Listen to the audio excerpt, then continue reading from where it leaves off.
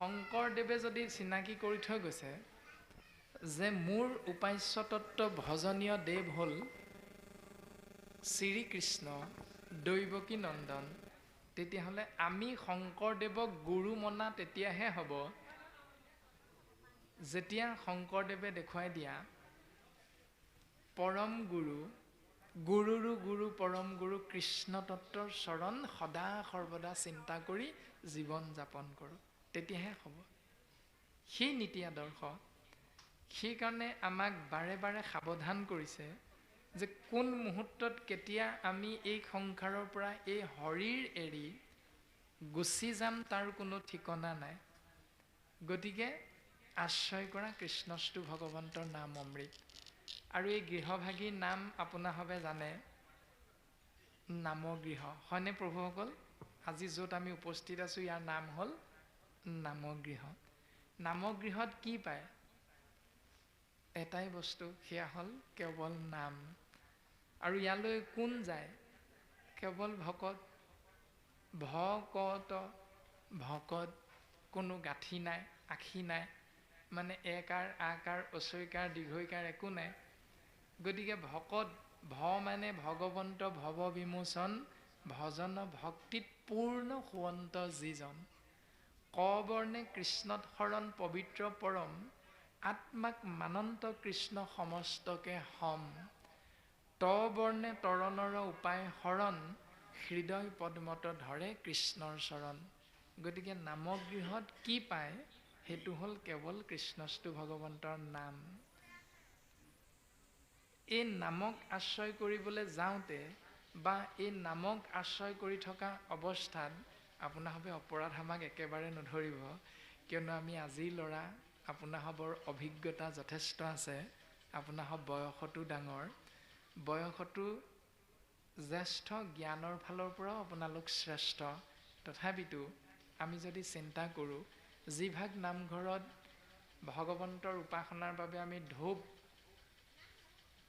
চাকি, তেল আদি আগবঢ়াই দিওঁ, আৰু গুৰুঘৰীয়া এভাগ গুৱাপান আগবঢ়াই দিওঁ, যিভাগ গুৱাপানক আমি সুন্দৰভাৱে জলেৰে প্ৰক্ষালন কৰি চাফ চিকুণ কৰি ভগৱন্তৰ অগ্ৰত আগবঢ়াই দিওঁ, সেইভাগ গুৱাপান নিশ্চয় তাত চূণ চাদা দিয়া নহয়। সেই গুৰুঘৰীয়া গুৱাপান ভাগত নিশ্চয় চূণ চাদা দিয়া নহয়।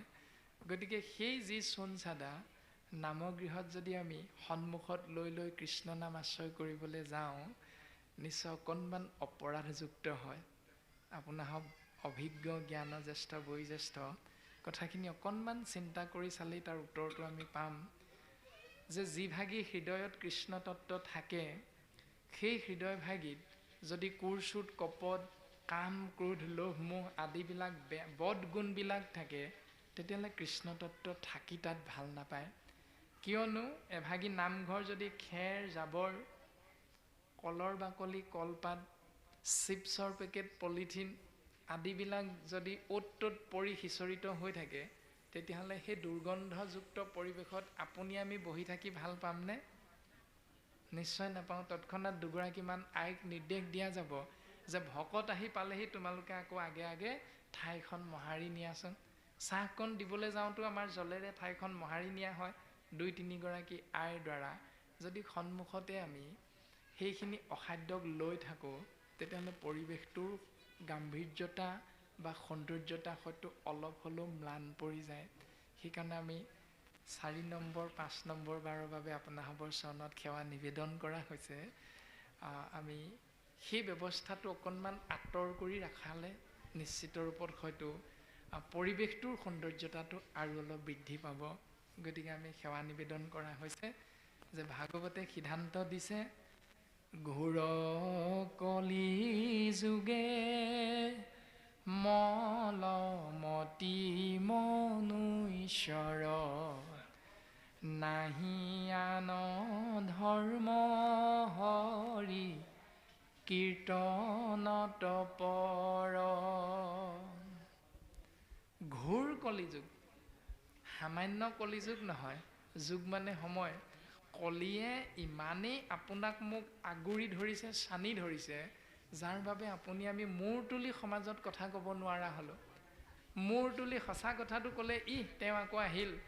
প্ৰথম স্কন্ধ ভাগৱতত লিখিছে যে ব্যাঘটো অধিক ভৈল এহেন্তে পণ্ডিত।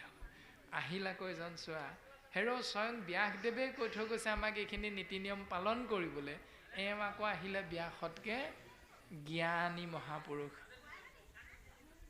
এইটো যে ঘোৰ কলি যুগে মলমতি মনুষ্য, মানুহৰ মনবিলাক ইমানেই আমাৰ ঠেক হৈ আহিল, মলেৰে ভৰপূৰ হৈ আহিল। এই মলমতি মনটো, ভাৱনাটোৰ পৰা আমি যদি নিজকে মুক্ত কৰি ৰাখিব পাৰোঁ, তেতিয়াহ'লে নাই আন ধৰ্ম একো নাই, আছে মাত্ৰ এটাই, সেইটো হ'ল কৃষ্ণ নাম কীৰ্তন কৰা, শ্ৰৱণ কৰা, হৰি কীৰ্তনত পৰে। যিধৰণে আজি অসম মুলুকত জন্মগ্ৰহণ কৰা এটি পুণ্যাত্মা নাম হ'ল জুবিন গাৰ্গ। সেই জুবিন গাৰ্গ নামৰ পুণ্যাত্মাৰ শ্ৰদ্ধাঞ্জলি অনুষ্ঠানভাগি বাটচৰাৰ কাষতে এখন ফটোৰ আগত ধূপ ধূনা জ্বলাই ৰখা হৈছে। প্ৰত্যেকজনা বাপ আয়ে সেই ফটোখনৰ সন্মুখত মূৰ দুৱাই সেৱাভাগ কৰিছে, ধূপ এডাল জ্বলাই থৈ আহিছে। জুবিন গাৰ্গৰ সন্মুখত, ফটোখনৰ সন্মুখত ধূপডাল জ্বলাই চাকিগছ জ্বলালেই তেওঁক শ্ৰদ্ধা কৰাটো নুবুজায়। প্ৰত্যেকৰে জ্ঞাত তেওঁৰ যিখিনি কৰ্ম, সেই কৰ্মখিনিক আমি যেতিয়া নিজৰ বুলি গ্ৰহণ কৰিম, তেতিয়াহে আমি তেওঁক শ্ৰদ্ধাঞ্জলি জনোৱাটো সঁচালৈ পৰিণত হ'ব। এই দৰ্শনখিনি যে ভাগৱত পঢ়ি থাকিলে ভাগৱত ধৰ্ম হৈ নাযায়, ভাগৱতত কৈ যোৱা কথাখিনি আমি পালন কৰিবলৈ যদি চেষ্টা কৰিছোঁ, তেতিয়াহে ভাগৱত ধৰ্ম। আকৌ এইটো সন্মুখত দায়িত্ব পোৱা দুজনা পাঠাচাৰ্যৰ সহিতে দায়িত্ব পোৱা আমি মূঢ়মতি, আমি তিনিওজনাই কেৱল ইয়াত দায়িত্ব পালোঁ বুলি কৈ থাকিলেই নহ'ব, ভাগৱত ধৰ্ম হৈ নাযায়। তাৰমানে কৈ থাকিলে ভাগৱত ধৰ্ম নহ'ব, আমি পালন কৰি দেখুৱাবও লাগিব। আৰু তাকে একাদশ স্কন্ধ নিমি নৱসিদ্ধ সংবাদত 9জন ঋষভীশ্বৰৰ 9জন পুত্ৰস্বৰূপ পৰম তত্ত্বদৰ্শী জ্ঞানী ভকত বৈষ্ণৱৰ দ্বাৰা নিমি ৰজাৰ আগত প্ৰকাশ কৰিছে। এই ৰামে আপুনি আচৰি ধৰ্ম আনকো শিকাই, সেহি ভাগৱত ধৰ্ম জানা নিমিৰাই। সেই নিমিৰাজন ভাগৱত ধৰ্ম হ'ল সেয়া, আনক ক'লে নহ'ব, প্ৰথম নিজে পালন কৰা। আৰু প্ৰমাণ হিচাপে হজৰত মহম্মদ নামৰ এজন ধৰ্মগুৰুৱে এই দৰ্শনটো দেখাই থৈ গৈছে। বিদ্যালয় পাঠ্যপুথিত আমি হয়তো পাইছিলোঁ এটা কাহিনী যে এগৰাকী বুঢ়ী মাকে তেওঁৰ নাতিয়েকটিক মিঠাই খোৱাটো এৰুৱাবৰ বাবে হজৰত মহম্মদ নামৰ ধৰ্মগুৰুজনৰ কাষলৈ লৈ গ'ল। আৰু সেই হজৰত মহম্মদ নামৰ গুৰুজনাই ক'লে যে 1 মাহৰ সময় মোক দিয়া, বা অলপ দিনৰ সময় মোক দিয়া, আপুনি অলপ দিনৰ পাছত মোৰ ওচৰলৈ নাতিটোক লৈ আহিব। অলপ দিনৰ পাছত যেতিয়া নাতিটোক মিঠাই খোৱা এৰুৱাৰ বুদ্ধিটো দিলে, উপায়টো দিলে, তেতিয়া বুঢ়ী মাকৰ জানিবলৈ ইচ্ছা হৈছিল যে বোপা, মোৰ নাতিটোক মিঠাই খোৱা এৰুৱা উপায়টো দিবৰ বাবে তুমিনো কিয় 1 মাহমান সময় মোৰ পৰা লৈছিলা? তেতিয়া ধৰ্মগুৰুজনাই কৈছিল যে আইতা, মিছাকৈনো কি ক'ম, প্ৰকৃততে ময়ো মিঠাই খাই বৰ ভাল পাওঁ। মই যিটো কাম কৰি ভাল পাওঁ সেইটো আনক নকৰিবলৈ মই কেনেকৈ ক'ম?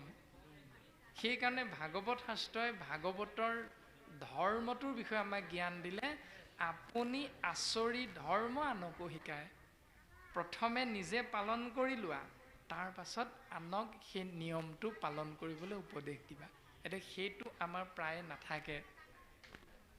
আমি কেৱল আনক উপদেশহে দিওঁ, কিন্তু পালন কৰাৰ ক্ষেত্ৰত আমি সকলো একো একোটা শূন্য মাত্ৰ। নিজে পালন কৰিবলৈ বেয়া পাওঁ। যেতিয়া আমাৰ বেমাৰ হয় ডায়েবেটিছ, যেতিয়া আমাৰ শৰীৰটোত শকত হয়, মেদযুক্ত হয়, তেতিয়া ডাক্তৰৰ ওচৰলৈ গ'লে ডাক্তৰে কি বুলি কয়, ৰাতিপুৱা ৰাতিপুৱা আধা ঘণ্টামান খোজ কাঢ়িব। ডাক্তৰৰ পৰামৰ্শ তৎক্ষণাৎ পালন হৈ যায় ৰাতিপুৱা ৰাতিপুৱা। কিয়? কাৰণ আমাৰ জীৱনটোৰ প্ৰতি প্ৰেম আছে, মানে ভাল পোৱা আছে, মই মৰিব নিবিচাৰোঁ। সেইকাৰণে ডাক্তৰৰ উপদেশ আমি আখৰে আখৰে পালন কৰিবলৈ চেষ্টা কৰোঁ। যদি এজন ডাক্তৰে শৰীৰটোৰ বিষয়ে কোৱা প্ৰত্যেকটো কথা আখৰে আখৰে পালন কৰোঁ নিজৰ মংগলৰ বাবে, নিজৰ ভাল পোৱাৰ বাবে, তেতিয়াহ'লে সেই চিকিৎসা বিজ্ঞানো শাস্ত্ৰক এৰি কেতিয়াও সম্পূৰ্ণ নহয়। কাৰণ পৃথিৱীৰ শ্ৰেষ্ঠতম আৰু প্ৰথম ডাক্তৰজন হ'ল, শাস্ত্ৰই আমাক চিনাকি কৰি দিছে, নাম শিৱ। শিৱ তত্ত্বই হ'ল পৃথিৱীৰ শ্ৰেষ্ঠতম আৰু প্ৰথম ডাক্তৰ। তেওঁ প্ৰথম অপাৰেশ্যন কৰিছে, চাৰ্জিকেল ডাক্তৰ। তেওঁ প্ৰথম অপাৰেশ্যন কৰিছে নিজক। তেওঁ শৰীৰটোৰ হীৰ নামৰ এই ব্যৱস্থাটোত, অংগটোত, কপালৰ মাজত এটা বেমাৰ হৈছিল, যিটো আমাৰ স্বাভাৱিক দৰ্শনত হ'ল বিষ ফুহুৱা। বিষ ফুহুৰা নামৰ এটা বেমাৰ এই কপালখনৰ দুই ভুজুগলৰ মাজত হ'ল।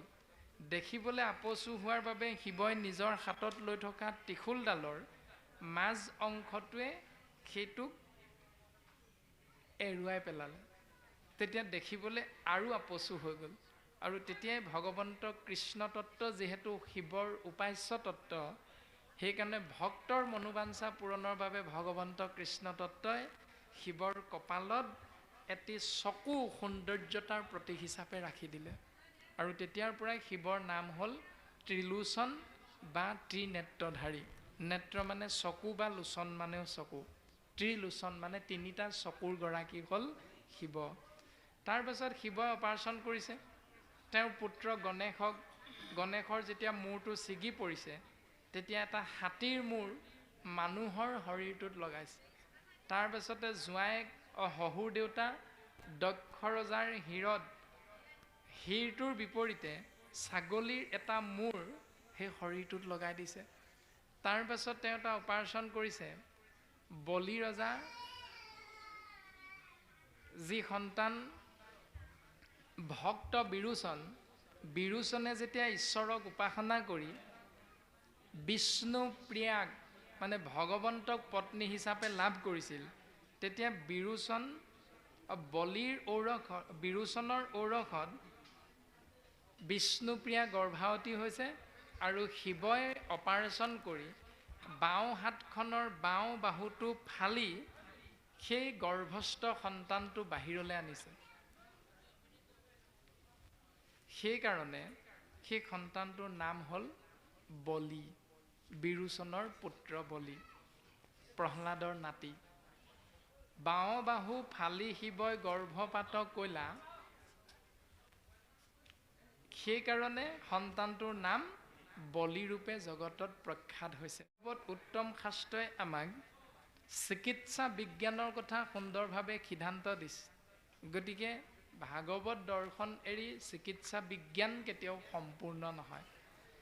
তৃতীয় স্কন্ধত খুব সুন্দৰভাৱে লিখিত ৰূপত আছে, এগৰাকী মাতৃ যেতিয়া গৰ্ভাৱতী হয়, সেই মাতৃগৰাকী গৰ্ভাৱতী অৱস্থাত প্ৰথম দিনটোত কেনেকৈ গৰ্ভত সন্তানটোৰ স্থিতি হয়, 5 নম্বৰ দিনটোত কিমান ডাঙৰ হয়, 10 নম্বৰ দিনটোত সেই গৰ্ভস্থ সন্তানটো কেনেকৈ থাকে, এনেকৈ দ্বিতীয় আৰু তৃতীয় মাহত কিমান ডাঙৰ হয়, চতুৰ্থ মাহত কি হয়, পঞ্চম মাহটোত আমাৰ সমাজ ব্যৱস্থাত আছে পঞ্চ অমৃত খোৱাৰ ব্যৱস্থা গৰ্ভৱতী মাতৃগৰাকী।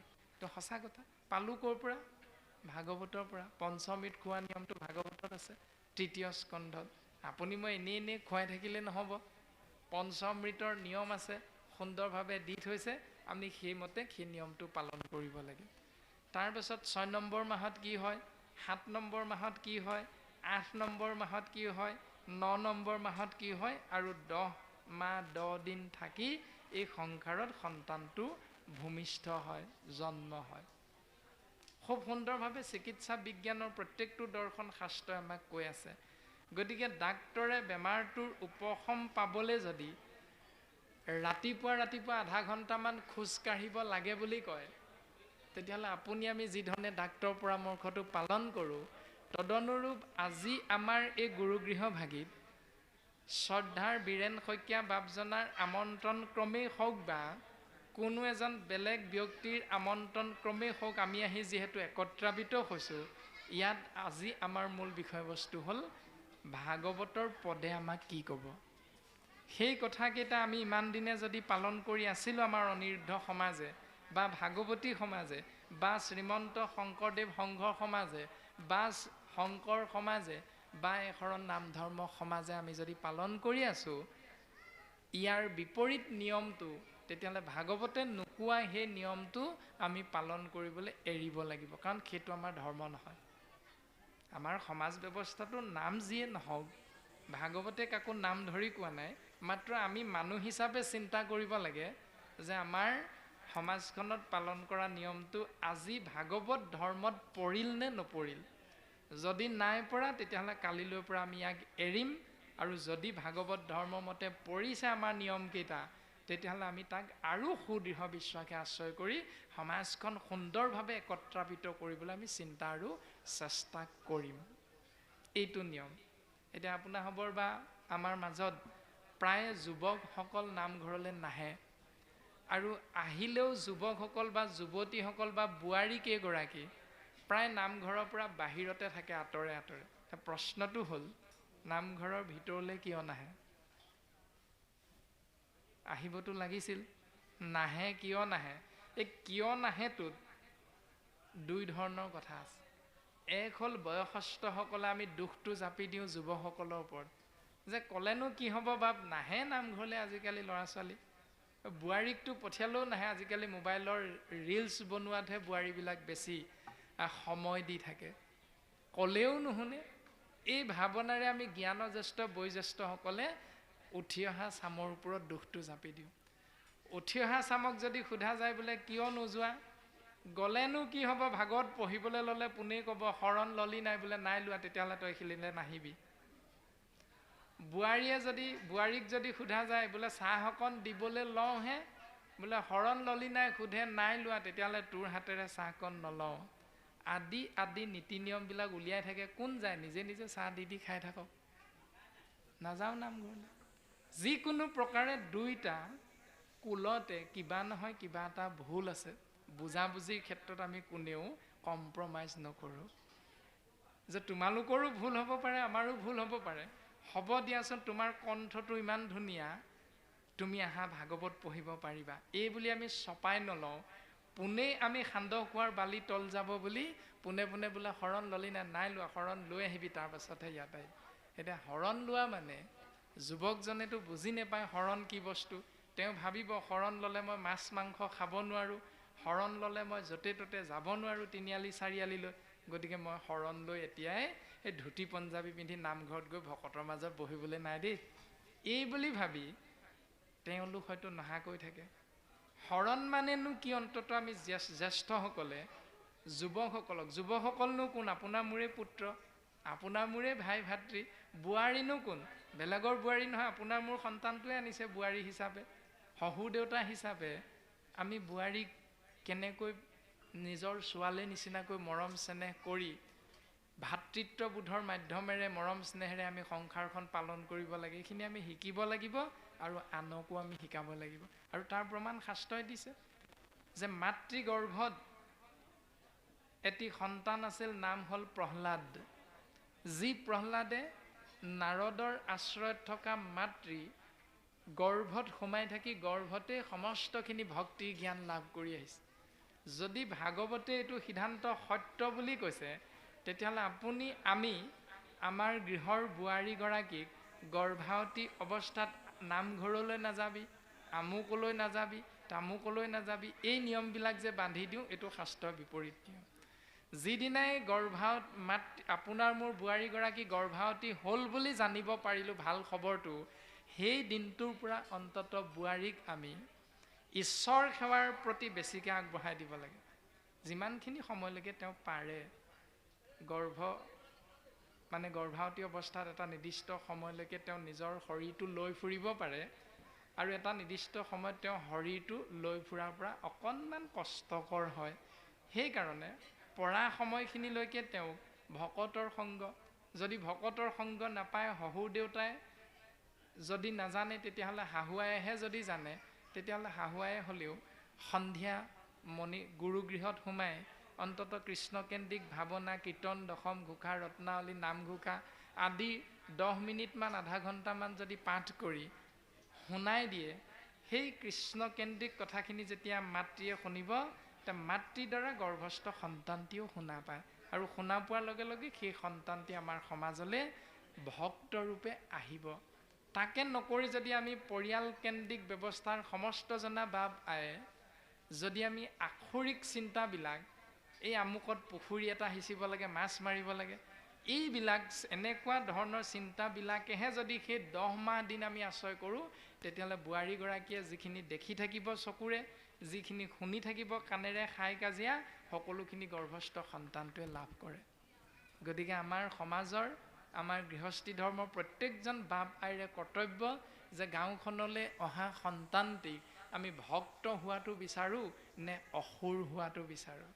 কেৱল মাতৃগৰাকীৰে দায়িত্ব নাই, গাঁওখনে সমাজ পাতি বাস কৰা প্ৰত্যেকজন সদস্য, কোনোবা কাৰোবাৰ দদায়েক হয়, কোনোবা কাৰোবাৰ বৰদেউতাক হয়, কোনোবা কাৰোবাৰ বৰমা, খুৰী আদি সম্পৰ্কবিলাক আমাৰ প্ৰত্যেকৰে আছে। গতিকে সেই সম্পৰ্কক দোহাই দি আমি প্ৰত্যেকেই নিজৰ নিজৰ দায়িত্ব কৃষ্ণস্তু ভগৱন্তৰ নামেৰে সেই বোৱাৰীগৰাকীৰ গৰ্ভত থকা সন্তানটি ভাল হোৱাটো উপদেশ আমি প্ৰত্যেকে নিজেও পালন কৰিব লাগিব, তেওঁকো পালন কৰিবলৈ সেই উপদেশটো আমি দিব লাগিব। এই দৰ্শন ভাগৱতে সিদ্ধান্ত দিছে যে ঘোৰ কলি যুগে মলমতি মনুষ্যৰ নাহি আন ধৰ্ম হৰি কীৰ্তনত পৰ, যে আমাৰ কৰ্ম কেৱল হৰি নাম শ্ৰৱণ কীৰ্তন কৰা। সেইজনৰ উপাধি মহন্ত হওক, সেইজনৰ উপাধি গগৈ হওক, সেইজনৰ উপাধি শইকীয়া হওক, দত্ত হওক, কলিতা হওক, বৰগোহাঁই, বুঢ়াগোহাঁই, উপাধি কি আমাৰ দৰকাৰ নাই। মাত্ৰ আমাৰ কৰ্ম হ'ল কৃষ্ণস্তু ভগৱন্তৰ নামত শৰণ, তাক আশ্ৰয় কৰাটো হ'ল ধৰ্ম। আৰু তেতিয়া লাভ হ'ব, শৰীৰত আছে কলিকৃত যত দুখ, গুচুক প্ৰথমে কৰা হৰি হৰি ঘোষ। চাওক ভাগৱতে সিদ্ধান্ত দিলে, শৰীৰত আছে কলিকৃত যত দুখ। আমাৰ শৰীৰটোত যিমান 24টা তত্ত্বৰে গঠিত শৰীৰটো, পঞ্চ কৰ্মেন্দ্ৰিয়, পঞ্চ জ্ঞানেন্দ্ৰিয় সমান 10টা ইন্দ্ৰিয়, তাৰপাছত 10 প্ৰাণ, তাৰপাছত মন, তাৰে বাকী 3টা অৱস্থা চিত, বুদ্ধি আৰু অহংকাৰ, সমান 24টা তত্ত্ব। এই 24টা তত্ত্বৰে গঠিত পঞ্চভূতি শৰীৰটোত 25 নম্বৰ তত্ত্বটো হৈছে পৰমাত্মা কৃষ্ণ তত্ত্ব। সেই তত্ত্বটো আহি ইয়াত অৱস্থান কৰাৰ বাবেহে আমি চকুৰে দেখিছোঁ, কাণেৰে শুনিছোঁ, হাত ভৰি লৰাইছোঁ, মানে আমাৰ শৰীৰত থকা ইন্দ্ৰিয়বিলাক কাৰ্যক্ষম হৈ থাকিব পাৰিছে। সেইকাৰণে শৰীৰত থকা কলিকৃত অপৰাধবিলাকৰ পৰা মুক্ত হৈ থাকিব যদি আমি বিচাৰোঁ, তেতিয়াহ'লে প্ৰথম আশ্ৰয় কৰিব লগা কৰ্ম আৰু ধৰ্মটো হ'ল হৰি হৰি ঘোষ। ঘোষ মানে উচ্চাৰণ কৰা বা ঘোষণা কৰা। সেইকাৰণে আমাৰ পাঠাচাৰ্য বাপে কৈছিল যে আপোনাৰ হবে ৰাম বুলি ক'ব, কৃষ্ণ বুলি ক'ব, হৰি বুলি ক'ব, বিষ্ণু বুলি ক'ব। কিন্তু মাজতে এজন বাপে কৈছিল, সকলোৱে ভাগৱত আৰম্ভ কৰাৰ প্ৰাক মুহূৰ্তত উৰুলীকৃত কৰিব। কৈছিল নে বাৰু? আইসকলক প্ৰধানতঃ উৰুলি দিবলৈ কৈছিল। উৰুলিৰ কথা ভাগৱতে আমাক এবাৰো নাই কোৱা, কিন্তু আমাৰ অসমীয়া সমাজখনত উৰুলিক মাংগলিক ধ্বনি হিচাপে আশ্ৰয় কৰা যায়। আমি এইটো নকৰিবলৈ নাই কোৱা, কিন্তু মুখ্য হিচাপে ভাগৱতে আমাক দৰ্শন দিছে গুচুক, মানে আমি অপৰাধবিলাকৰ পৰা যদি মুক্ত হৈ থাকিব বিচাৰোঁ, প্ৰথমে কৰা হৰি হৰি ঘোষ। প্ৰথমে কৃষ্ণ বিষ্ণু হৰি ৰাম তুমি নামক আশ্ৰয় কৰা, অৰ্থাৎ কৃষ্ণ হৰি কৃষ্ণ অৰা। এই যিটো দৰ্শন আমাৰ সমাজ ব্যৱস্থাত আছে, এইটো নাম আশ্ৰয় কৰাৰ লগে লগে হৰিত হৰণ হয়, ৰামত ৰমন হয়। কোনোবাই যদি বোলে আমুকলৈ যাব লাগিছিল আমুকটো আনিবলৈ, এই বিপৰীতমুখী চিন্তাটো কৰি থাকোঁতে ইয়াত যেতিয়া মাইক্ৰফোনত হৰি বুলি শুনিলে, তেওঁ যদি বাট চৰাৰ সিপাৰেও আছিল তৎক্ষণাৎ কৃষ্ণ বুলি ভাৱনাটো আহি যায়। তাৰমানে মনত থকা সেই বেলেগ চিন্তাৰ পৰা কৃষ্ণস্তু ভগৱন্তৰ নামে তেওঁৰ কাষলৈ আত্মাতত্বক লৈ যাবৰ বাবে মনটোক নিৰ্দেশ দি দিয়ে। শৰীৰত থকা সমস্ত অপৰাধৰ পৰা তেওঁ তৎমুহূৰ্ততে মুক্ত হৈ যাব পৰা পথটো দৰ্শন পাই যায়। এই ব্যৱস্থা। গতিকে উৰুলি আমি দিম নিদিম সেইটো আপোনাসৱৰ নিজৰ নিজৰ বিষয়ে বা সমাজৰ নিজৰ নিজৰ বিষয়ে, কিন্তু আমাক শাস্ত্ৰই একেবাৰে উত্তম সত্য শুদ্ধ মাৰ্গটো দৰ্শন কৰালে যে অপৰাধৰ পৰা মুক্ত হৈ থাকিব যদি বিচাৰা, তেতিয়াহ'লে উত্তৰটো হ'ল কৃষ্ণ বিষ্ণু হৰিৰাম জগত প্ৰসিদ্ধ নাম, লাজ এৰি গাইবা মহা সুখে। লাজমান এৰি আশ্ৰয় কৰা সি নাম। আৰু গুৰুজন বস্তুৱেও কৈছে, কৃষ্ণৰ চৰণে কৰি অশেষ প্ৰণতি, অচ্যুতৰ কিংকৰ শংকৰ নিগদতি। নিগদতি মানে কৈ থকা, শংকৰ নিগদতি মানে শংকৰদেৱে কৈছে ভগৱন্তৰ আজ্ঞা, তেওঁৰ নাম আশ্ৰয় কৰা। কিয়নো আমি সকলোৰে জ্ঞাত বৈকুণ্ঠৰ শাস্ত্ৰ কৃষ্ণ মুখৰ বচন, আৰকিতক পাই যেই জন। এই শাস্ত্ৰভাগীৰ কথাখিনি কোনোবা ঘটিয়াম বাটিয়াম মানুহ এজনে কৈ থকা কথা নহয়। এইখিনি হ'ল ভগৱন্ত পুৰুষৰ শ্ৰীমুখৰ দ্বাৰা নিগৰিত বাণী, নামৰূপ। তেওঁ নিজৰ মুখেৰে জীৱৰ মংগলৰ অৰ্থে প্ৰকাশ কৰি থৈ গৈছে। সেইকাৰণে আৰকি তত্ত্বক পাই যে সেইজন, ইয়াৰ তত্ত্ব দিনে ৰাতিয়ে পঢ়ি থাকিলেও লাভ কৰিব পৰা নাযাব, কৈ থাকিলেও শেষ কৰিব নোৱাৰা, কিন্তু ইয়াৰ তত্ত্ব লাভৰ বাবে আমাক এটা পথ দিছে। পথটো হ'ল শুদ্ধভাৱে লৈলে যিটো কৃষ্ণত শৰণ, ভকতিৰ প্ৰভাৱে নিৰ্মল ভৈল মন। শুদ্ধভাৱে যদি কৃষ্ণত শৰণ লোৱা, তেতিয়াহ'লে ভক্তিৰ প্ৰভাৱত সেই জীৱ তোমাৰ মনটো নিৰ্মল হ'ব। আৰু নিৰ্মল হ'লে কি হ'ব? ভাগৱতে আমাক সিদ্ধান্ত দিছে, সিহি মহাজনে আৰ তত্ত্বক জানয়, ভাগৱত পুৰাণৰ কহিলো নিৰ্ণয়। সেইজনকে মহাজন বুলি এটা উপাধি দিলে, প্ৰশংসা কৰিছে ভাগৱতে। সি মহাজনে আৰ তত্ত্বক জানয়, ভাগৱত পুৰাণৰ কহিলো নিৰ্ণয়। ভাগৱত মহাপুৰাণৰ নিয়ম যে সেইজনক প্ৰশংসা কৰিছে মহাজন বুলি, যিজনে কৃষ্ণৰ বাক্যক গুৰু মন্ত্ৰ হিচাপে আশ্ৰয় কৰি তেওঁৰ কাষলৈ যোৱা ভক্তি মাৰ্গটো সদা সৰ্বদা আশ্ৰয় কৰি জীৱন যাপন কৰিবলৈ চেষ্টা কৰে। আৰু গুৰুজনাই সেই নিয়মটো পালন কৰি আমাকো সেই নিয়মটো পালনৰ বাবে উপদেশ প্ৰদান কৰিছে। তাৰপাছত ভাগৱতে আমাক সিদ্ধান্ত দিছে, ও দ্বিতীয় স্কনে ধৰ কথা শুনিব উৎসুকে, নৃপতিৰ প্ৰশ্ন পাছে শুনি মুনি শোকে। দ্বিতীয় স্কন্ধৰ পদবন্ধে প্ৰকাশ কৰিলে যে এই সংসাৰত জন্মগ্ৰহণ কৰা সসাগৰা পৃথিৱীৰ গৰাকী একছত্ৰী সম্ৰাট পৰীক্ষিত নামৰ এটি জীৱতত্ত্বই এজন ব্ৰাহ্মণৰ ওচৰত এটি অপৰাধ কৰিলে। সেই ব্ৰাহ্মণজনৰ নাম হ'ল শ্ৰমিক মুনি। শ্ৰমিক মুনিৰ ওচৰত কৰা অপৰাধ কৰ্মটোৰ বাবে শ্ৰমিক মুনিৰ পুত্ৰ শৃংগী মুনিয়ে সেই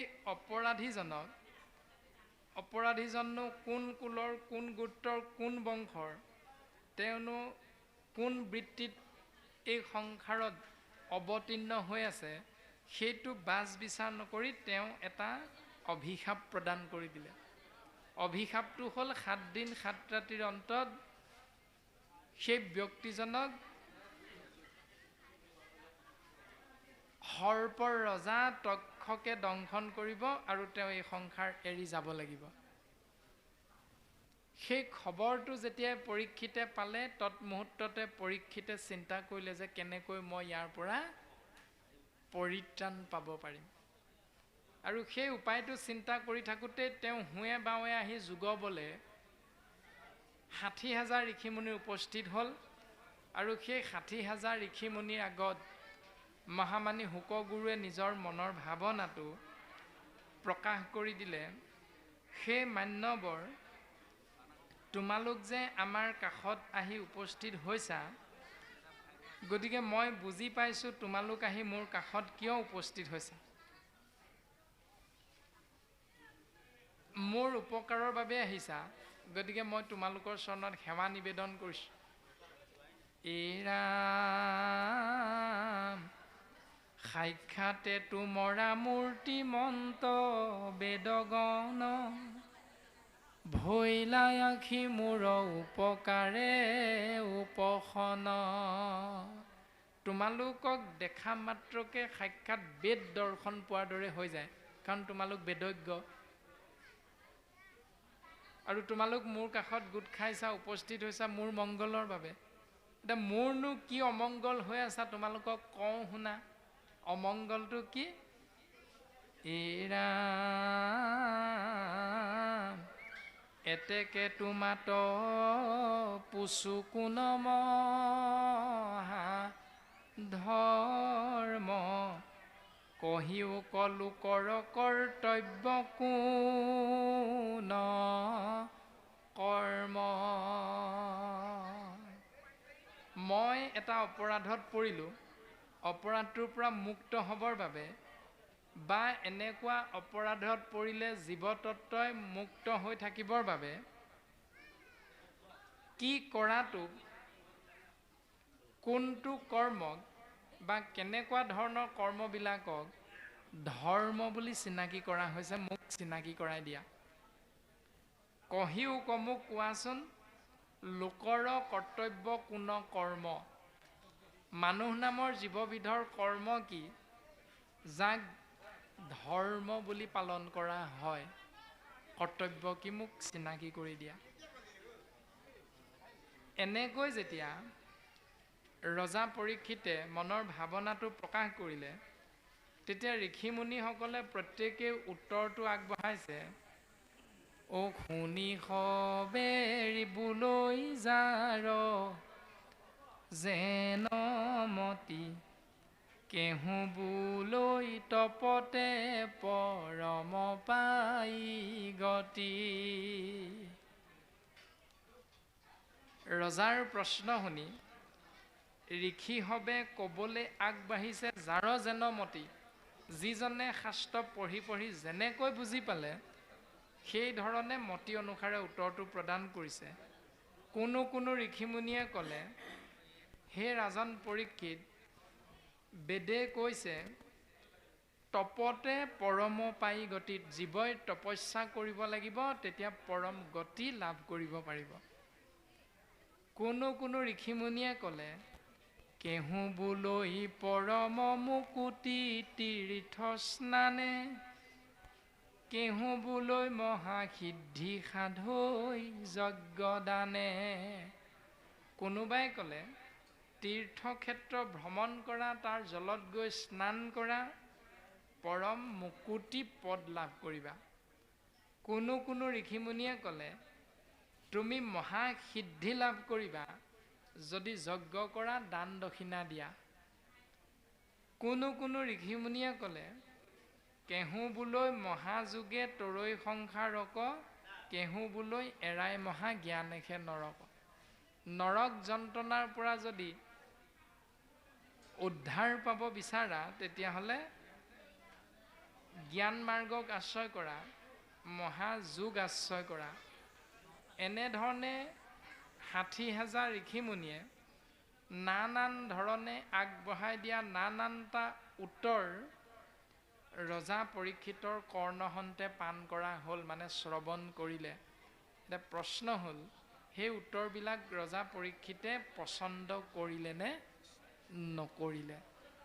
ভাগৱতে আমাক জানিবলৈ দিছে, অ সবে কহে কৃষ্ণ আৰাধন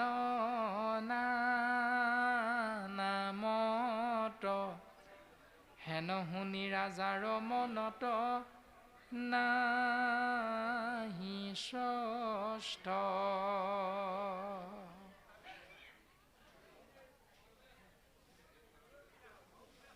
সকলোৱে কৃষ্ণ উপাসনা কৰাৰ বিভিন্নটা উপায়ৰূপী মাৰ্গৰ কথা বৰ্ণনা কৰিলে যদিও ৰজা পৰীক্ষিতে এটাও উত্তৰ পচন্দ নকৰিলে। কেলে পচন্দ নকৰিলে? কাৰণটো হ'ল পৰম দুষ্কৰ পথ সবাৰো সন্মতি, উচ পিছ কৰন্ত নাহিকৈ একোমতি, হেন শুনি নৃপতিৰ নাহি চিত্ত শান্ত, পৰম সুগময় কোপায়ন পান্ত। আছে মাত্ৰ হাতত ৭ দিন। তাৰ ৭ দিনৰ ভিতৰত যজ্ঞ কৰাটো ইমান সম্ভৱ নহয়। ৭ দিনৰ ভিতৰত তীৰ্থ ভ্ৰমণ কৰি তাত জলত স্নান কৰিব পৰাটো ইমান সহজ নহয়। সেইকাৰণে ৰজা পৰীক্ষিতে এই উপায়বিলাকক সত্য শুদ্ধ উপায় বুলি আশ্ৰয় নকৰিলে। এতিয়া পৰীক্ষিতে বোলে নকৰিলে যেনিবা সেইবুলি আমিও নকৰিম নি, এই বুলিও ভাবিব পাৰোঁ। কিন্তু সেই ভবাটোৰ বিষয়ে যদি আমি চিন্তা কৰোঁ, শাস্ত্ৰসন্মতে পৰীক্ষিত এনে এজন মহান ব্যক্তি আছিল যিজনে মাতৃ উত্তৰাৰ গৰ্ভত থাকোঁতেই শংখ চক্ৰ গদা পদ্মধাৰী ভগৱন্তৰ বিষ্ণু ৰূপটো গৰ্ভতে দেখা পাই আহিছে। এজন পৰম বৈষ্ণৱ পৰম ভকত ৰূপে ভাগৱতে তেওঁক দাঙি ধৰিছে। এতিয়া ভকত হৈও কলিৰ কৰাল গ্ৰাসত কিন্তু পৰিব লগা হৈছে। তাৰমানে কলি ইমান প্ৰভাৱশালী। এতিয়া আপুনি আমি নামঘৰত আছোঁ যদিও চকু স্বৰ্গলৈ যায়, নৰকলৈও যায়। গতিকে চকুটো নিয়ন্ত্ৰণ কৰিবৰ বাবে, দৃষ্টিশক্তিটো নিয়ন্ত্ৰণ কৰিবৰ বাবে আমি ভাগৱতত আছোঁ হয়, ভকতৰ সমাজত আছোঁ হয়, নামঘৰত আছোঁ হয়, কিন্তু অতিকৈ ৰূপৱতী যদি এগৰাকী বোৱাৰী বা কন্যা আহে, তেওঁৰ সাজ সজ্জা বা সৌন্দৰ্যতাৰ প্ৰতি কিন্তু আমাৰ চকুটো তৎক্ষণাত গুচি যাবও পাৰে। সেইটো হ'ল কলিৰ প্ৰভাৱ।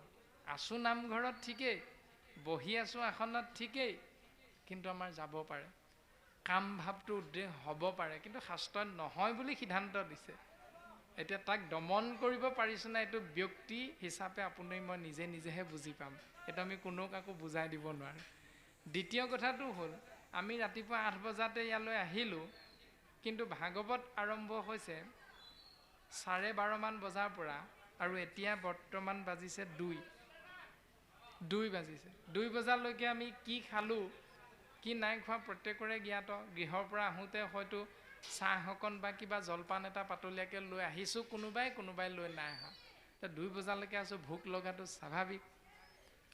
এতিয়া সেউকীয়ে ঘোষণা কৰা নাই, বাপসকলৰ বাবে জা জলপানৰ যোগাৰ কৰা হৈছে। বাপ আসন আছে 20খন, গতিকে 20জনকৈ উঠি আহকচোন। ঘোষণা নকৰাৰ বাবে আপোনাৰ মোৰ অত্যন্ত ভোক লাগিলেও যাব পৰা নাই।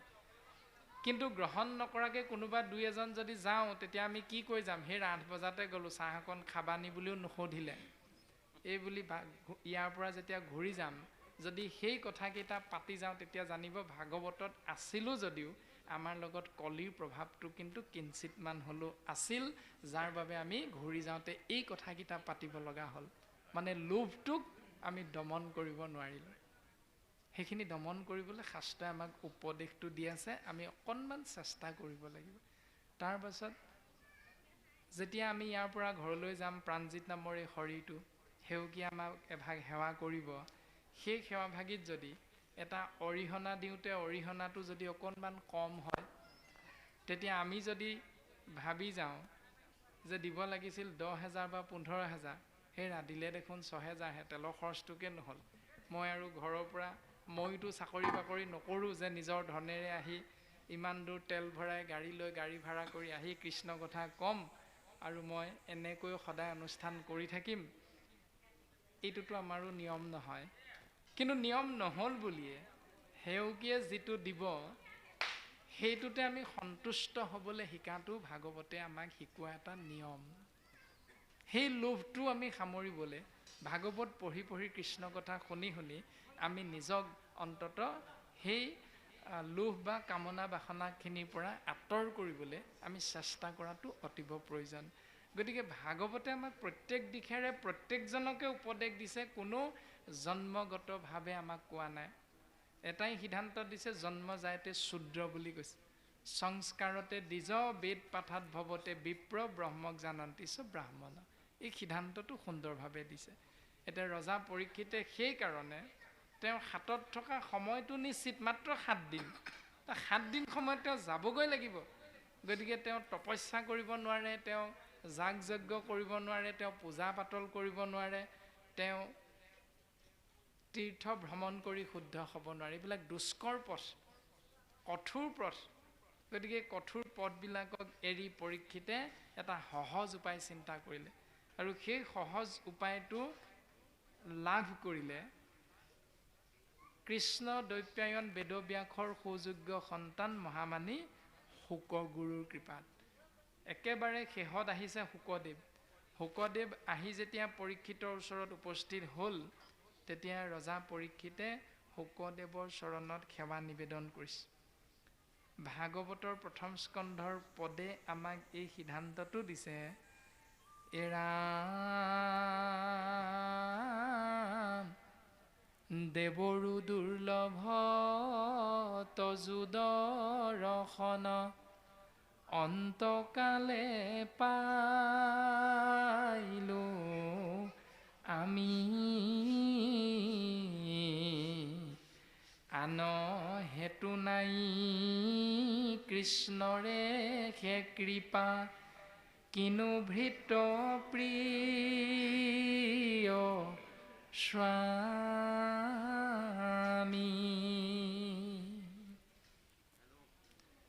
এজন ৰজা, যিজন পৃথিৱীৰ গৰাকী বুলি কোৱা হৈছে, শশাগৰা পৃথিৱী, আৰু তেওঁ অহংকাৰ শূন্য হৈ তেওঁ শুকগুৰু চৰণত সেৱা নিবেদন কৰিছে। সেই গুৰুদেৱ দেৱতায়ো যাক বিচাৰিলে দৰ্শন নাপায়, তেনেহেন দুৰ্লভ তোমাৰ দৰ্শন শেষ মুহূৰ্তত হ'লেও মই যে পালোঁ, আমি সকলোৱে এই নিয়মটো আশ্ৰয় কৰোঁ। অ আজি মোৰ গৃহ তীৰ্থটো অধিক, পবিত্ৰ ভৈলায়া শেষ, যিহেতু সাক্ষাতে জগতৰ গুৰু, আপুনি ভৈলা প্ৰৱেশ। জগতৰ গুৰু আহি আপোনাৰ মোৰ গৃহত উপস্থিত হৈছে। সেইকাৰণে ভকতৰূপী ভগৱন্ত আহিলে পদূলি মূৰতে, ভকতক দেখিলে আদৰি আনিবা, সাদৰি ধৰাখন দিবা, পদূলি মূৰতে চৰণ ধুৱাই দিবা, সেয়ে হ'ব ভকতৰ সেৱা। এইটো গুৰুজনাৰ আদৰ্শত আমি প্ৰত্যেকেই শিকিছোঁ।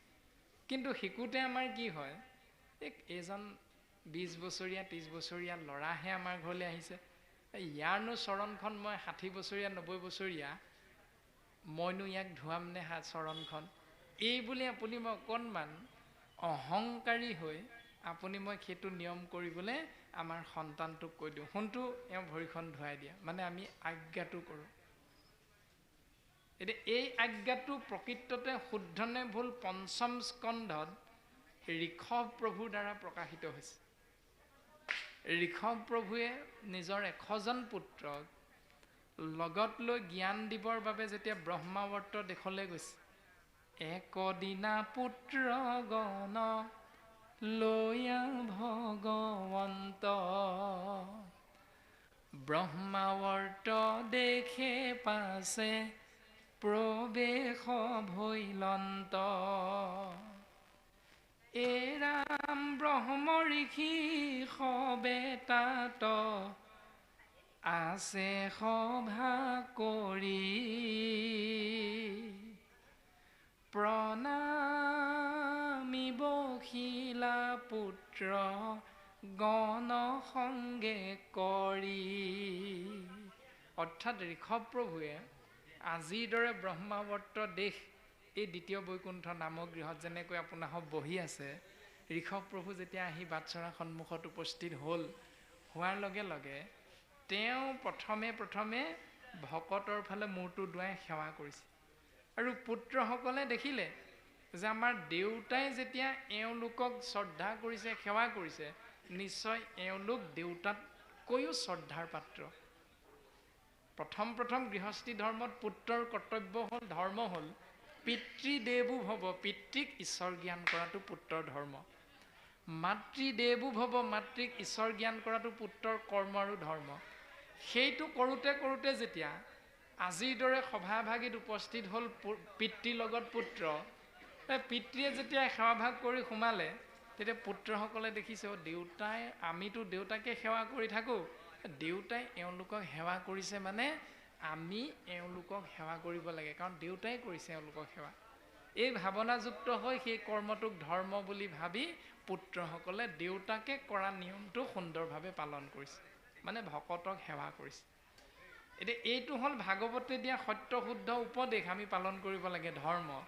কিন্তু আমি কি কৰোঁ, যেতিয়া সন্তানটোক বিদ্যালয়লৈ লৈ যাবলৈ ৰাতিপুৱা 8 বজাত ভিতৰৰ পৰা মাতৃয়ে খুৱাই বুৱাই দেউতাকৰ লগত পঠিয়াই দিয়ে, বাৰান্দাতে যেতিয়া ককাক বা আইতাকগৰাকী বহি থাকে, তেতিয়া আমি পিতৃ বা মাতৃয়ে সন্তানটোক কি বুলি কওঁ, বোলে শুনটো বাৰান্দাতে ককা বহি আছে, সেৱা কৰা, তাৰপাছত মই তোমাক স্কুলত থৈ আহিম। কওঁনে বাৰু এনেকৈ? প্ৰায় কওঁ। এতিয়া সন্তানক সেৱা কৰিবলৈ ক'লোঁ ককাকক, ককাক আপোনাৰ মোৰ কি হয়? দেউতা হয়। নাতিটোক আমি ককাকক সেৱা কৰিবলৈ কোৱাতকৈ আমি যদি দেউতাক প্ৰথমে সেৱা কৰিবলৈ, দেউতা মই তোমাৰ নাতিক স্কুলত থৈ সাউতকৈ আহিমগৈ, তুমি বোৱাৰীয়ে তোমাক চাহ বা জলপান দিব, তুমি খাই ল'বা, মই পামহি আহি, মোলৈ খাবলৈ ৰৈ থাকিব নালাগে। এই বুলি কিবা এটা বোলে দেউতা আশীৰ্বাদ কৰিব, মই যাতে ভালে ভালে সন্তানটোক থৈ পুনৰ মই আহি তোমাৰ ওচৰ পাওঁহি। এই বুলি যেতিয়া দেউতাকক আমি পুত্ৰ হিচাপে সেৱা কৰিম, তেতিয়া নাতিটোৱে আপুনি ককাকক সেৱা কৰিবলৈ বাধ্য হৈ যায়। এইটো হ'ল ভাগৱত ধৰ্ম, শাস্ত্ৰই শিকাইছে আমাক। গতিকে এখন সমাজত আমি পালন কৰা নীতি নিয়মখিনি কোনটো ধৰ্ম কোনটো অধৰ্ম, এইটো ভাগৱত ভাগ পঢ়ি থকাটোৱে যে ভাগৱত ধৰ্ম এইটো নহয়, নামঘৰলৈ গৈ নাম কীৰ্তন কৰাটোৱে যে ভাগৱত ধৰ্ম এইটো নহয়। আমি ইয়াৰ পৰা উপদেশখিনি লৈ নিজৰ পাৰিবাৰিক জীৱনত কেনেধৰণে কিমান পালন কৰিছোঁ সেইটোৰ ওপৰতহে নিৰ্ভৰ কৰিব আপোনাৰ মোৰ মংগল হ'বনে প্ৰত্যেক মুহূৰ্ততে অমংগল হ'ব, এই দৰ্শনখিনি। আৰু তেতিয়াই পৰীক্ষিতে শুকদেৱৰ চৰণত সেৱাভাগী নিবেদন কৰিছে যে দেৱৰো দুৰ্লভ, দেৱতায়ো যাক নাপায়, তোমাক আমি গৃহত থাকিয়ে দৰ্শন পাই গ'লোঁ, মোৰ যে কি সৌভাগ্য। কিন্তু এই যে মোৰ সৌভাগ্য বুলি ক'লে ভাগৱতে, কিন্তু এই মোৰ সৌভাগ্যটো অন্তকালে পাইলোঁ আমি তোমাক শেষ মুহূৰ্তত হ'লেও দৰ্শন পালোঁ।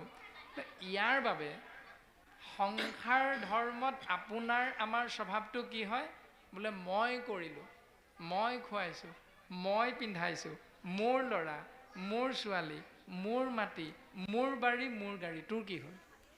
আমাৰ চিন্তাটো হ'ল এইটো। কিন্তু সসাগৰা পৃথিৱীৰ গৰাকী ৰজা পৰীক্ষিত তেওঁৰ আচৰণটো ভাগৱতে দেখুৱালে, আন হেতু নাই কৃষ্ণৰেখে কৃপা কিনো ভৃত্য প্ৰিয় স্বামী। হেতু মানে হ'ল কাৰণ। মই যে তোমাক দৰ্শন পালোঁ শেষ মুহূৰ্তত হ'লেও হে গুৰুদেৱ, ইয়াৰ বাবে ধন্যবাদটো দিয়া হৈছে কৃষ্ণদেৱক। কাৰণ মোৰ উপাস্য তত্ত্ব হ'ল কৃষ্ণ, জগতৰ হৰ্তা কৰ্তা হ'ল কৃষ্ণ তত্ত্ব। সেইকাৰণে কৃষ্ণদেৱৰ চৰণত ক্ষমাভাগী নিবেদন কৰা হ'ল যে প্ৰভু তুমি মোক কৃপা কৰিলা। এই ধৰ্মটো, এই নিয়মটো শুদ্ধ, ভাগৱতে কৈছে। কিন্তু এই নিয়মটো শুদ্ধ বুলি আমি পালন কৰোঁ কিমানজনে? 100 জনেই পালন কৰোঁ। কেতিয়া কৰোঁ? যেতিয়া আমাৰ গৃহত আমাৰ সন্তানটোৱে মেট্ৰিক পৰীক্ষা দিবলৈ ওলাব তাৰ দুদিনৰ আগত। কি বুলি ভাবোঁ? বোলে সন্তানটোৱে প্ৰভু মেট্ৰিক পৰীক্ষা দিব আৰু দুদিনৰ পাছত, সেইকাৰণে প্ৰভুসকল এই বুলি কৈ মনেৰে ভাল পোৱা গাঁৱৰে সমাজৰে 5 জনমান ভকতক মাতি আনি বোলে ভাগৱত একাধ্যায় বা কীৰ্তন একাধ্যায় পাঠ কৰি অ হৰি অ ৰাম কৰি সেই সন্তানটোক আশীৰ্বাদ এভাগ দিয়াৰ কথাটো প্ৰত্যেক পিতৃ মাতৃয়ে আমি চিন্তা কৰোঁ। এতিয়া শাস্ত্ৰই সিদ্ধান্ত দিছে, দেৱতো তীৰ্থটো কৰি ভকতেখে বৰ, ভকতক ভজিলে গোচয় কৰ্মজৰ। ভকতেই ভগৱন্ত। গুৰুজনাই কৈছে কলিত ভকতেখে হৰি অৱতাৰ, কলিযুগত ভকতেই ভগৱন্তৰ ৰূপ। গতিকে ভকতসকলে যেবে কৰৈ আশীৰ্বাদ, তেবেকে মিলয় হিতু কৃষ্ণৰ প্ৰসাদ। যেতিয়া ভকতে আশীৰ্বাদ দিব, ভক্তৰ ভগৱন্তৰ কৃপা লাভ হৈ যায়। তো কৃপা লাভ হোৱাৰ লগে লগে মেট্ৰিকত একেবাৰে ষ্টেণ্ড কৰি দিলে, ভাল ফলাফল দেখুৱালে, নিজৰ গৃহলৈ মংগল হ'ল, গাঁওখনলৈ সুখ্যাতি আহিল, অঞ্চলটো ৰাইজে ক'ব পৰা হ'ল বোলে আমুকখন গাঁৱৰ আমুক বাপজনৰ সন্তানটো বা মোৰ শইকীয়া ডাঙৰীয়াৰ পুত্ৰ বা কন্যাগৰাকীয়ে এইবাৰ আমাৰ বিদ্যালয়খনৰ পৰা সুখ্যাতিৰে উত্তীৰ্ণ হ'ল ষ্টাৰ মাৰ্কসহ। গতিকে আমাৰ বিদ্যালয়খনৰো গৌৰৱ, গাঁওখনৰো গৌৰৱ, অঞ্চলটোৰো গৌৰৱ। বৰদেউতাক হিচাপে তেওঁ নাতিয়েকৰ প্ৰশংসাত পঞ্চমুখ, আৰু শিক্ষাগুৰু হিচাপে শিক্ষকজনেও তেওঁ বিদ্যালয়খনৰ পৰা উত্তীৰ্ণ হোৱাৰ বাবে ছাত্ৰীগৰাকীৰ সেই যশস্যাত পঞ্চমুখ। আকৌ যিজনে টিউচন কৰিছিলে টিউচন শিক্ষকজনো অকণমান গৌৰাম্বিত হ'ল। আমি প্ৰত্যেকে এনেধৰণে নিজকে প্ৰশংসাৰ পাত্ৰ হিচাপে গৌৰাম্বিত কৰি তোলোঁ নিজকে। এতিয়া প্ৰশ্ন হ'ল, ৰাতিলৈ কি হয়? মানে যেতিয়া সুখ্যাতিৰে উত্তীৰ্ণ হ'ল বুলি ফলাফলটো ওলায়, তেতিয়া সেই গৃহস্থী ঘৰত ৰাতিলৈ কি হয় বাৰু? খানা এটা নহয়নে? নিশ্চিতৰ ওপৰত এটা খানা হয়, কাৰণ ভালকৈ পাছ কৰিছে মেট্ৰিকত, খানাটো হ'বই। এতিয়া সেই খানাটোত কি ওলায়? 3টামান ব্ৰইলাৰ, 2টামান আমলৰীয়া হাঁহ। এতিয়া ভাগৱতে কৈছে, আন হেতু নাই কৃষ্ণৰেখে কৃপা। ঈশ্বৰৰ কৃপা বাবেহে মই তোমাৰ দৰে দেৱতায়ো বিচাৰি নোপোৱাজনক পাইছোঁ। এতিয়া ধন্যবাদটো কৃষ্ণক দিলে, আৰু আপুনি মই আশীৰ্বাদটো কৃষ্ণৰ পৰা ল'লোঁ, কিন্তু খানাটো খাবলৈ সেই 5 জন ভকতক কিন্তু নামাতিলোঁ। তাৰমানে গুৰুদেৱ নাম ভকত গুলি মাৰ, আমলৰীয়া হাঁহটো মুচৰি মাৰ। আপুনি মই ধন্যবাদটো দিলোঁ আমলৰীয়া হাঁহটোক, ব্ৰইলাৰ কেইটাক। এইটো হ'ল ভাগৱতৰ বিপৰীত নিয়ম পালন কৰা মনুষ্য নামৰ জীৱ আমাৰ ধৰ্ম। গতিকে এনেকৈ পালন কৰাই নীতি নিয়মখিনি শাস্ত্ৰসন্মত নহয়। আৰু নোহোৱা নিয়মখিনি যিমানে পালন কৰি থাকিম, সিমানে মংগল বিচাৰিলেও আপোনাৰ মোৰ অমংগলেই হৈ থাকিব। প্ৰমাণ একাদশ স্কন্ধত কৃষ্ণ উদ্ধৱ সংবাদত খুব সুন্দৰভাৱে কথাখিনি স্পষ্ট হৈছে যে পিণ্ডাৰক নামৰ তীৰ্থত ঋষি সমস্তৰ অভিশাপত যদুবংশ ধ্বংস কৰিছে ভগৱন্ত কৃষ্ণই। কিয় ধ্বংস কৰিছে? কাৰণ যিদিনাৰ পৰা যদুবংশৰ ব্যক্তিসকলে ভাবিবলৈ ল'লে কৃষ্ণৰ ক্ষেত্ৰত যে কৃষ্ণ কোন? মোৰ ভতিজাহে, কৃষ্ণ কোন? মোৰ ভাইহে, মই কৃষ্ণৰ বৰদেউতাক, মই কৃষ্ণৰ খুৰাক।